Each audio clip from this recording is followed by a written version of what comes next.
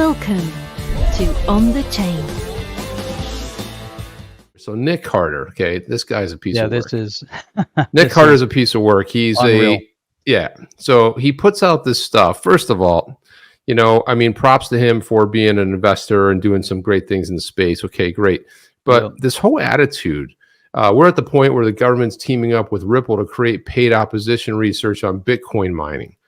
Okay. And this stuff is just it's so far off, Jeff.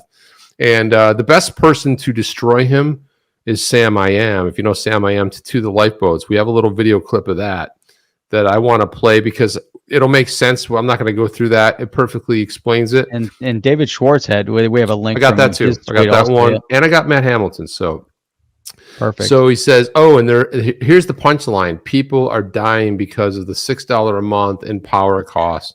I haven't vetted the paper. I'm almost certain it's exaggerated, but even if it's true, it doesn't justify the hysterical takes. And they're talking, he's referencing some whatever. Then, so this is the one. Why the different, look at the people. People are dying. Why is it different?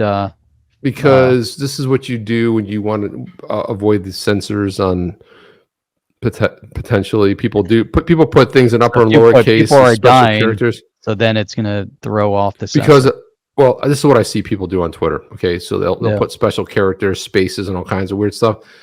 I don't think a filter discerns between upper and lowercase. I think it just sees it for what it is, or maybe he wants to kind of tone it down. Sometimes people might want to tone it down a little bit. Could be, yeah. So this is the one that set a lot of people off, set me off too. But he says if you're in any way affiliated with Ripple, if you've ever worked with them, if you've taken money from them, if you're dead to me.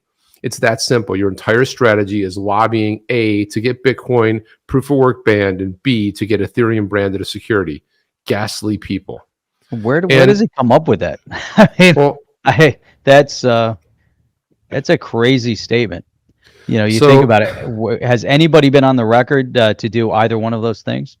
Well, no, it's preposterous, Jeff. First of all, this is when you have limited knowledge. You don't really know what's going on. Now, if you take a point of view that, first of all, I don't think anybody. I think what people have pointed out, and I think what he might have got like a little bit of he heard a little bit about what's going on when they're talking about Ethereum, and it's right on. Well, why would you go after? They had an ICO. I mean, it was a legitimate ICO. Why didn't they go after that? People are pointing out stuff that not like we hope Ethereum goes down. Nobody does. I mean, I hold Ethereum. I mean, a lot of people do. John Deaton's been very open about it. Come on. I mean, here we go right here. So here's Matt Hamilton's. He said, and he was commenting on that. There's a reason you can't see it. He says, when Bitcoin maximalists throw their dummies out the pram, it's curious why they expend so much energy trying to remain ignorant. Nailed it. Why would they spend so much time trying to remain ignorant? And look at this. Oh, well, I'm sure his echo chamber is nice and cozy. Blocked. So how did he deal with that? Matt, you are blocked. He blocked Matt Hamilton's tweet. Good job. That was it, Matt. And I love it. It says, oh, well, I'm sure his echo chamber is nice and cozy. He can talk to just himself, and he'll rant for himself. Himself and his other maximalists. I mean, it's so outlandish because from the beginning, it seems like the Bitcoin maximalists were the ones singling out and targeting XRP and anybody that was thinking about investing in XRP and labeling it they call it the shit coin, or they'll call it the banker's coin, and just complete undermining of the space instead of trying to embrace this concept of development within blockchain and crypto asset classes in general. So it always goes back to what we talk about, Chip. How could there be only one? It doesn't work. In Highlander, it can only be one, Jeff. In Highlander, it could only be one, but somehow in Highlander there were tons and tons of them. It's just like, but there were so many of them. Quickening, they were like working towards them. By the end, there can only be one. Yeah, by the end. Yeah. So look at this. So Nick Carter says, cringy Ripple army found my tweet. Amazing they still exist. I mean, okay. And of course, Lionel said, no, ETH screwed themselves and it's all on video, you plum. And then Matt Hamilton said, meh, you seem to think your misinformed opinion was worth something to start with. Just great. BTC maxis, when facts are shared, they start doing their little, their little tantrum, their little kids kicking their legs and stuff. And yeah, there it is right there. Yeah. It's brilliant. So, I mean, everybody kind of kicked in there. But the one that I liked, I thought was great too. Another one is David Schwartz even weighed in on this. He's like, this is comically absurd. Either of those two things would be disastrous for Ripple. And Right. he's right, because He's 100% right. but why, Jeff? Why do you think David Schwartz nails that? Well, you look at, again, it goes back to what we've been talking about. Space is space in general. So if they're going to label and brand Ethereum a security, what happens to the rest of the industry? That's Right. That's the end of the industry. Right. It's so absurd. You want to ban Bitcoin. You're not just banning Bitcoin. You're banning everything. So Nick Carter is so off the wall that, and he's he thinks people are resurrecting the tweet. But you know what? If you want to, put yourself into a box, into a Bitcoin maxi box, then you have an issue. The fact that he had to block Matt Hamilton is really pathetic. Well, because let's face it, there's some epic videos out there that Matt Hamilton has just talked facts. I mean, he's talking facts, and people are talking fantasy stuff. And quite honestly, I wish it would have ended up in a dialogue where we could have seen both of them go back and forth and share some opinions, and then gain out of it. But again, that's the whole thing about being in the echo chamber. But he nails it. It's comically absurd. I mean, this is what happens. A maxi brain can't handle the crypto market as a whole, right? It's got to say either of those two things would be disastrous for Ripple. A maximalist thinks, oh, you're going to go after my coin. I hope your coin dies. No, that's a maxi sort of a come from and a thought pattern. That's not how the rest of us think. I want everything to win. Right. I'm grateful for Bitcoin, because Bitcoin dug the well that created all of the, that initiated all of this. And Ethereum is Ethereum. I mean, and it brought smart contracts that allows. Why would you sit there and destroy something? Nobody wants it destroyed. And I think the point of it is that would have been the easier one to go after, instead of lobbying, like using fraud language in a non-fraud case, which was really John Deaton's point. I still think, at the end of the day, there's more to why they went after Ripple, at that moment in time. And Ripple is, even though Ethereum may have been an easier target in terms of the historical development of the asset, they weren't specifically going after XRP as their primary target. You can almost say it was a secondary target, although it might have been a primary target, but their primary target was Ripple.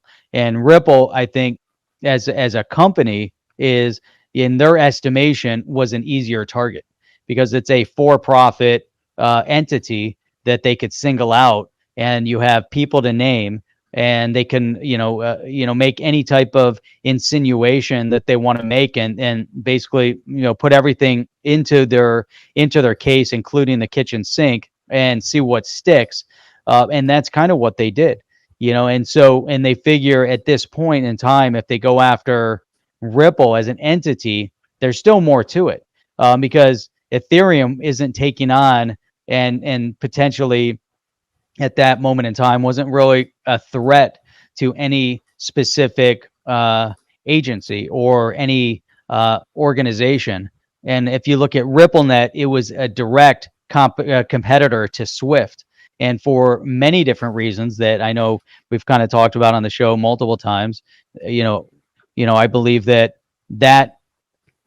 fact alone was probably one of their leading concerns. Was how do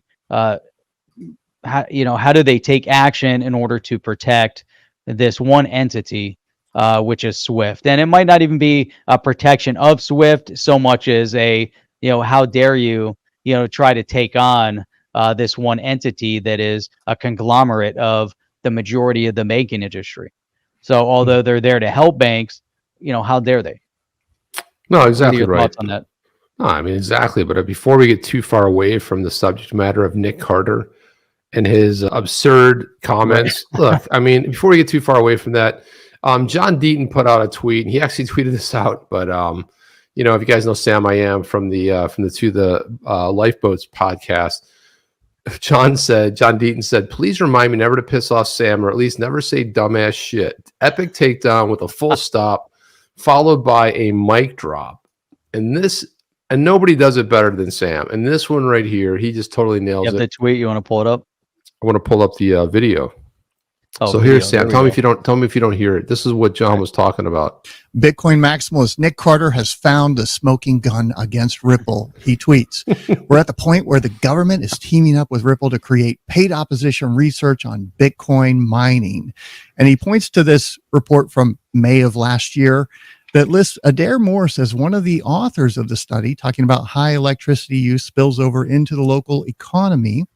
And here it's in the financial support. It's disclosed that they get money from Ripple's UBRI. And see there, she is listed at the Department of Treasury, which sounds pretty damning until you actually do 1 ounce of research and you see that Berkeley Haas Blockchain Initiative is a 5-year partnership with Ripple, one that Professor Adair left months before the report was published to go work in the Biden administration's Treasury Department. She took leave and quit.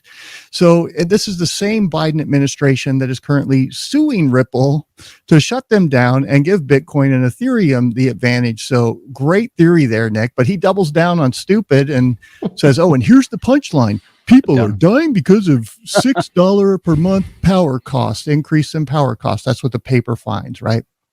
Well, you know what, Nick? $71 a year may not be much to a yuppie venture capital like you, but to people living under the poverty line, it is meaningful. And to sit there and suggest that these people should subsidize the externalities of the Bitcoin network so that you can rent seek on layer 2 on top of an inefficient layer 1 blockchain that's based on old technology shows what a complete pompous you are. Look at what happened in Kazakhstan. China kicked the miners out. Some of them moved to Kazakhstan. That drove electricity prices up. And then when the government shut off the internet, the Bitcoin hash rate dropped over 10% and the country descended into chaos. Okay, there are real world consequences to this, Nick, but you wouldn't know that because you don't even allow comments in your echo chamber. You are just a humanitarian of the year. Beep. Beep. Bleep. Yeah. Mic drop. Are you down with OTC? Please like, subscribe, and click the bell to be notified when the next video drops.